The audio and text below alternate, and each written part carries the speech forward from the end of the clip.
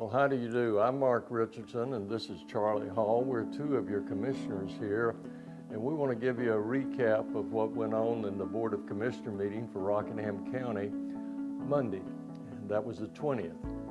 And Charlie, do you want to start by giving a rundown of the jail inspection? I'll be happy to. We had an opportunity this week to hear from the sheriff about things that he's doing to make the jail safer and more in compliant with state regulations. As you may be aware, for the last couple of years, there have been some incidents and some red marks, if you will, with regarding our jail inspections. While some things have gotten better, we still want to hear from the sheriff and what they're continuing to do to make the jail more compliant with the state regulations.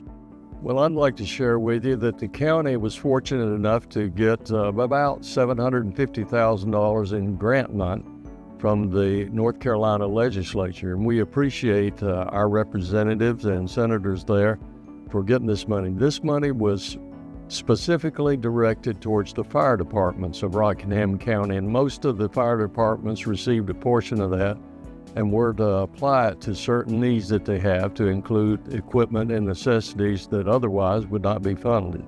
So thanks to the legislature and good on the fire departments. We always appreciate the work that they do in enhancing safety, and anytime we get a chance to improve their working capital, we certainly want to do that. This week we also talked with Rodney Cates with regards to the Madison Mayodan Rescue Squad. We decided to continue funding them. They're showing some progress with the goals that were put in place for them a while back.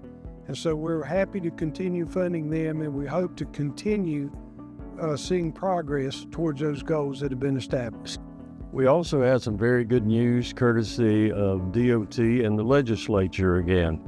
As many of you know, particularly those in the western part of the county, there's been a hazardous situation over on 220 and I-73 where they transition and several accidents, including a fatality just a couple months ago that involved a Huntsville Fire Department.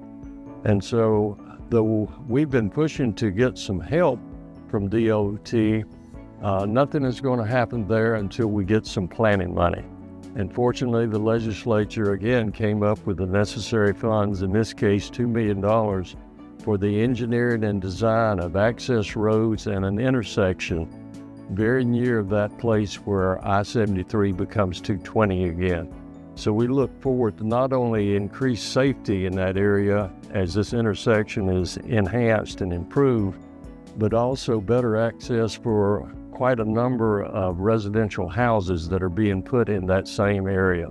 Thanks, folks, for listening in to us. We encourage you, if you do have questions, contact us direct or certainly the county manager, and we'll try to keep you informed. And we'll try to keep doing these updates from all of our meetings so that you know. And so our next meeting will be the first Monday in November, and you're all cordially invited to make that at 6:30 in the evening.